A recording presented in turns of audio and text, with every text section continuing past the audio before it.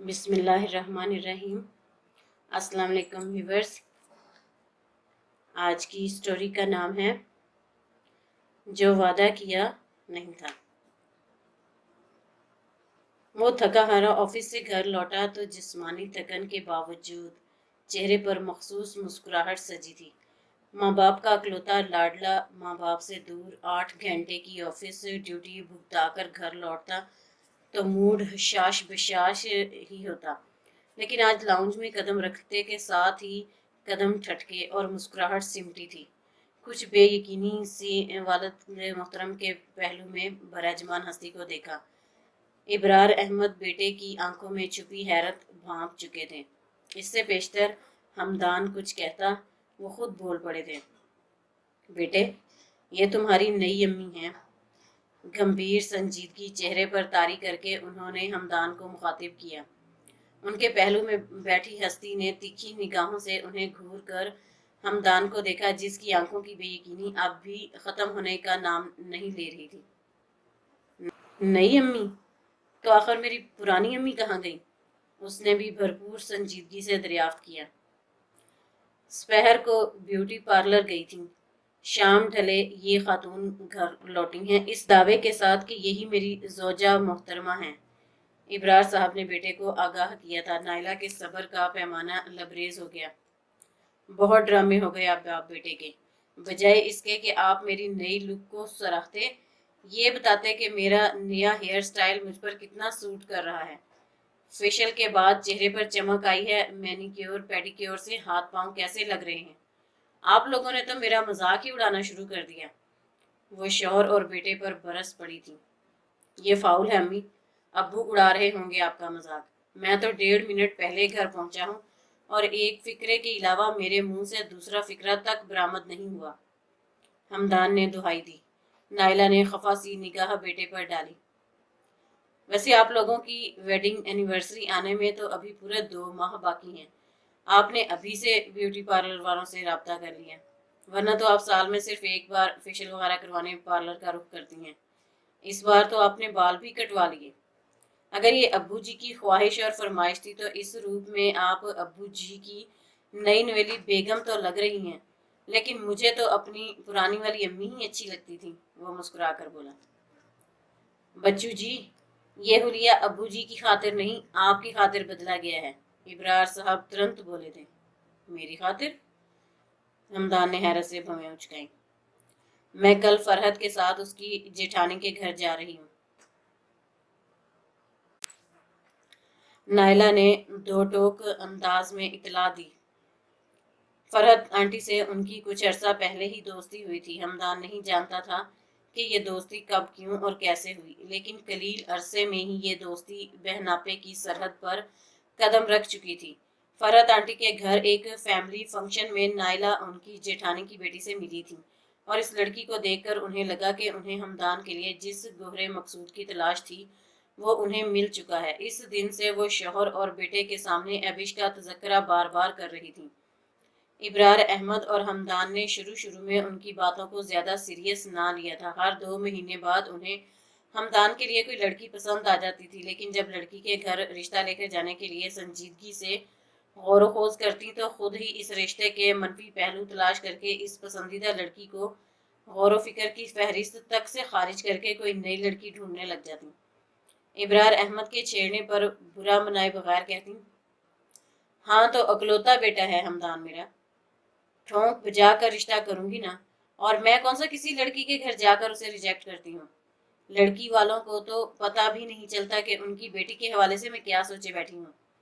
یوں ہی کسی تقریب، کسی فنکشن میں لڑکی اچھی لگتی ہے، مگر رشتے کی چھان بین کروانے پر رشتہ میرے دل کو نہیں لگتا۔ میں باقاعدہ رشتہ لے کر اس لڑکی کے ہاں ہی جاؤں گی جس پر میرا دل اور دماغ دونوں راضی ہوں۔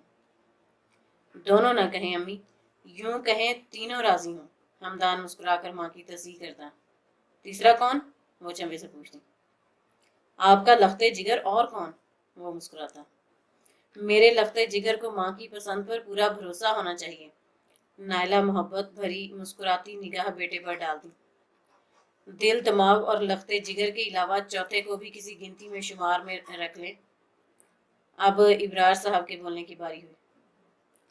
آپ امی کے سرتاج ہیں ابو، امی کی ہر بات آپ کے لیے حرف آخر کا درجہ رکھتی ہے۔ ہمدان نے مسکرا کر باپ کو مخاطب کیا۔ وہ لفظوں کے ہیر پھیر پر دھیان دیے بغیر خوش ہو جاتے۔ ایبش پہلی لڑکی تھی نائلہ جس کے گھر رشتہ لے کر جانے کو تیار بیٹھی تھی۔ ماں کے ارادے بھانپ کر ہمدان کو بھی سنجیدہ ہونا پڑا۔ اب اتنی ہائی فائی فیملی میں میرا رشتہ لے کر جانا چاہ رہی ہیں امی، اچھی طرح سوچ سمجھ لیں، اگر وہاں سے ہاں ہو گئی تو آپ کے پاس پیچھے ہٹنے کا بھی کوئی جواز نہ ہوگا۔ امید ہے وہاں سے ہاں ہی ہوگی۔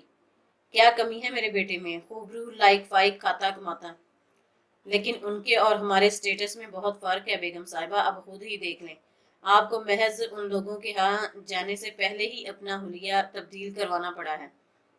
رشتے والوں کی آمد سے پہلے لڑکی بیوٹی پارلر کا چکر لگائے تو بات سمجھ میں آتی ہے، لڑکے کی ماں کا گھنٹوں پارلر میں گزار کر آنا اچنبے والی بات ہے۔ ابرار صاحب نے دوبارہ وہی موضوع چھیڑ دیا۔ نائلہ اس بار تپ ہی تو گئی۔ آپ تو لے دے کر میرے پارلر جانے کے پیچھے ہی پڑ گئے۔ جانتے بھی ہیں کیسا اونچا گھرانہ ہے وہ۔ میں نے تو صرف ایک بار فرحت کے ہاں ہی ان ماں بیٹیوں کو دیکھا ہے۔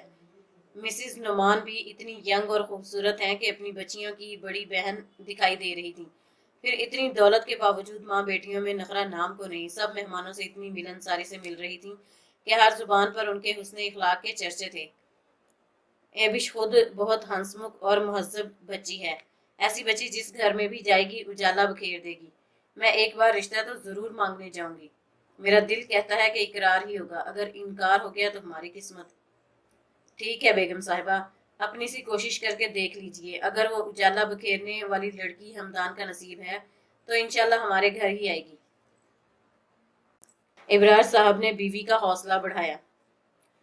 پھر یو پی ایس اور جنریٹر وغیرہ سے نجات مل جائے گی۔ ویسے بائی دا وے امی، وہ صرف اجالے ہی بکھیرے گی یا اس گھر کے لیے ٹھنڈی ہوا کے جھونکے جیسی بھی ثابت ہوگی؟ ہمدان ماں کو چھیڑے بنا نہ رہ پایا۔ نائلہ بیٹے کو محض گھور کر رہ گئی۔ ہمدان ابرار اور نائلہ کی اکلوتی اولاد تھا۔ ابرار صاحب کا خاندان مختصر تو نائلہ کا مختصر ترین تھا۔ خاندان کی بچیاں ہمدان سے بہت چھوٹی تھیں، سو اس کا رشتہ خاندان سے باہر ہی طے ہونا تھا۔ اس بار نائلہ کی تگودو دیکھ کر لگتا تھا وہ ایبش نامی لڑکی کو بہو بنا کر ہی دم لیں گی۔ ہمدان جاذب نظر شخصیت والا ہنسمکھ سا لڑکا تھا۔ زمانہ طالب علمی میں بھی بہت سی لڑکیاں اس کی ڈیشنگ پرسنالٹی سے متاثر ہو کر اس کی طرف ملتفت ہوئی تھیں، لیکن اس نے کلاس فیلوز سے دوستیوں کو دوستی کے دائرے میں ہی رکھا۔ اکلوتا ہونے کی وجہ سے وہ ماں باپ کی آنکھوں کا تارا تھا، تو وہ خود ماں باپ سے بے حد و بے حساب محبت کرتا تھا۔ شادی کا اختیار اس نے اپنی دلی رضامندی سے ماں کو ہی سونپ رکھا تھا۔ وہ خود جیون ساتھی کے روپ میں کیسی لڑکی چاہتا ہے، واضح خاکہ خود اس کے دماغ میں بھی نہ تھا۔ یہی سوچ رکھا تھا کہ ماں جس لڑکی کو منتخب کرے گی وہ اسی لڑکی کو باخوشی قبول کر لے گا، لیکن نائلہ آج کل جس لڑکی سے اس کا رشتہ جوڑنے جا رہی تھی، جانے کیوں اس کا دل کچھ غیر مطمئن سا تھا۔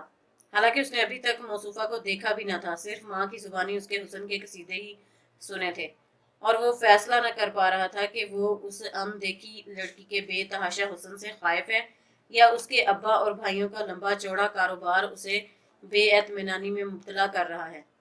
ابرار صاحب بھی اس حق میں تھے کہ رشتہ اپنے جیسوں میں جوڑا جائے، لیکن بیوی کا جوش و خروش دیکھ کر وہ فی الحال چپ ہی تھے۔ نائلہ جب سے ایبش کے ہاں سے ہو کر آئی تھی بہت مسرور اور مطمئن تھی۔ ابھی میں نے باقاعدہ رشتے کی بات تو نہیں کی ہے، لیکن وہ لوگ کچھ نہ کچھ تو سمجھ گئے ہوں گے۔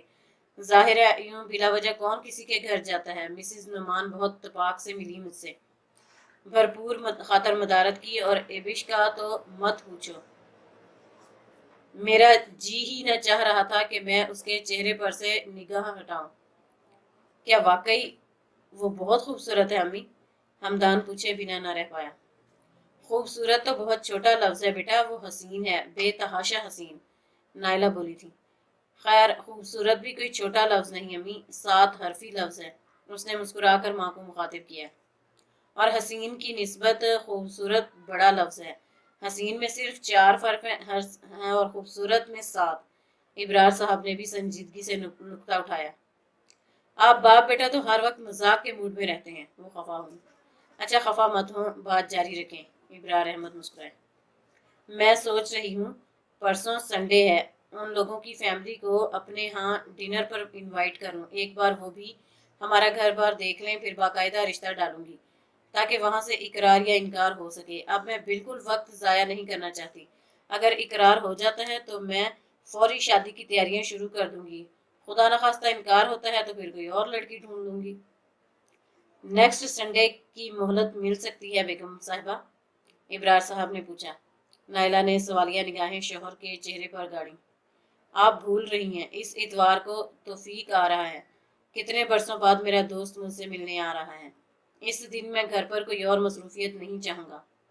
ابرار صاحب نے سنجیدگی سے باور کروایا۔ نائلہ ذرا جزبز تو ہوئی مگر اقرار میں گردن ہلا دی۔ توفیق صاحب کا شمار ابرار احمد کے اچھے دوستوں میں ہوتا تھا۔ روزگار کی خاطر وہ ایک عرصے سے دیار غیر میں مقیم تھے۔ وہاں کی بھاگتی دوڑتی زندگی میں اتنی فرصت بھی نہ تھی کہ پاکستان میں اپنے دوستوں سے ٹیلی فونک رابطہ ہی رکھ سکتے۔ اب برسوں بعد وطن لوٹے تھے تو سبھی دوستوں سے از خود رابطہ کیا، ایک سے ملاقات ہوتی تو دوسرے کا فون نمبر ہاتھ لگ جاتا، یوں وہ فردن فردن سبھی بچھڑے دوستوں سے ملاقاتیں کرتے پھر رہے تھے۔ ابرار احمد سے رابطہ ہونے پر انہوں نے خود ہی فرمائش کی تھی، بھابی سے مزے مزے کے کھانے پاکستانی بنوا کر رکھنا، میں لنچ سے پہلے آؤں گا اور ڈنر کر کے جاؤں گا۔ توفیق صاحب نے بے تکلفی سے فرمائش کی تھی۔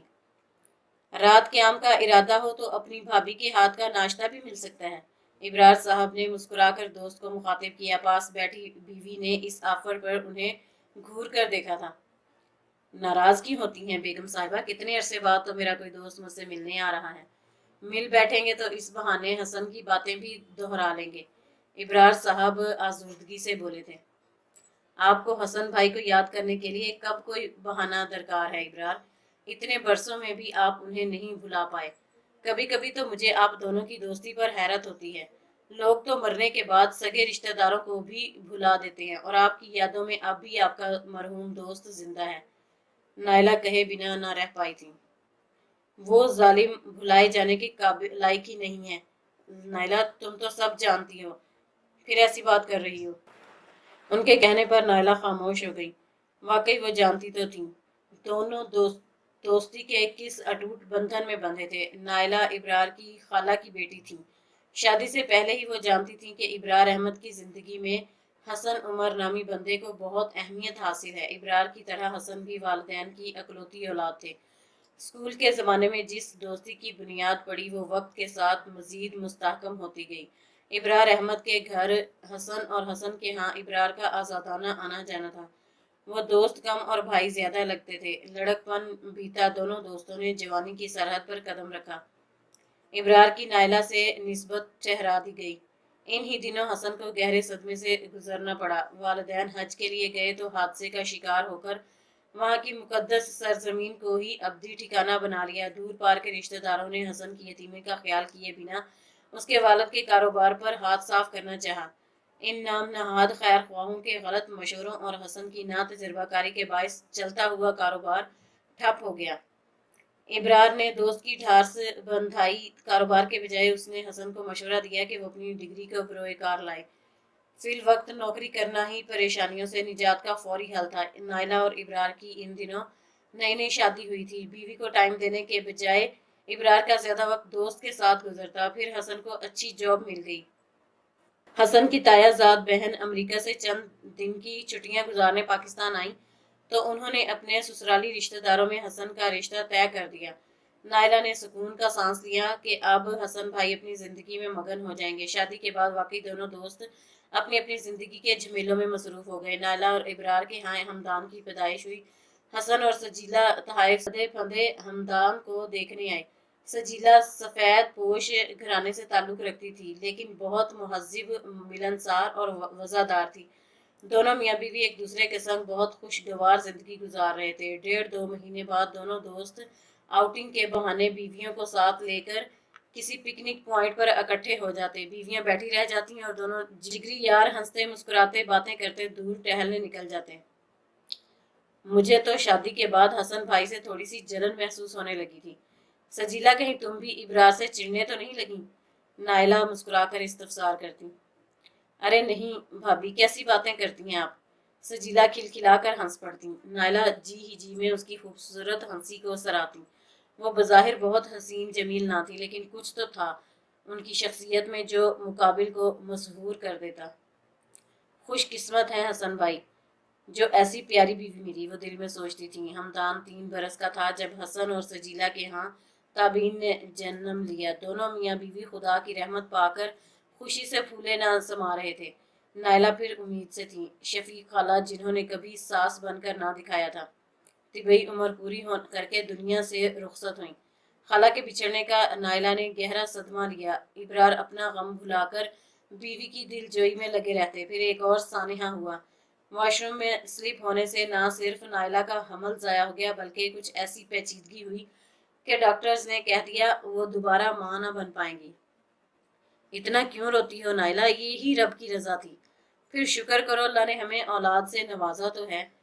اللہ ہمدان کو سلامت رکھے۔ ایسے پیارے بیٹے کے ہوتے ہوئے ہمیں کاہے کی ٹینشن؟ اور میں بھی تو اکلوتا تھا، میری طرح میرا بیٹا اکلوتا۔ اللہ سے دعا کریں گے وہ ہمیں ڈھیروں پوتے پوتیوں سے نوازے۔ ابرار مسکراتے ہوئے بیوی کی دل جوئی کرتے۔ 3.5 سال کا ہے آپ کا بیٹا اور آپ ابھی سے پوتے پوتیوں کے خواب دیکھنے لگے۔ نائلہ بھی آنسو پونچھ کر مسکرا دیتی۔ حسن اور سجیلا نے بھی اس کڑے وقت میں خوب ساتھ نبھایا۔ بہت دن ہو گئے، سمندر پر چلتے ہیں ابرار۔ بھابھی ہر وقت ڈپریس رہتی ہیں، ان کا دھیان بھی بٹے گا۔ حسن نے ہی پروگرام بنایا تھا، ابرار نے حامی بھر لی۔ ہم بائک پر تیرے گھر پہنچیں گے، پھر تمہاری گاڑی میں آگے چلیں گے، حسن نے آگاہ کیا۔ لیکن قسمت کو کچھ اور ہی منظور تھا۔ ابرار کے گھر آتے ہوئے بائک ایک تیز رفتار بس کی زد میں آ گئی تھی۔ معجزاتی طور پر سجیلا اور چند ماہ کی تابین اس حادثے میں محفوظ رہی تھیں، لیکن حسن ہسپتال پہنچ کر دم توڑ گیا تھا۔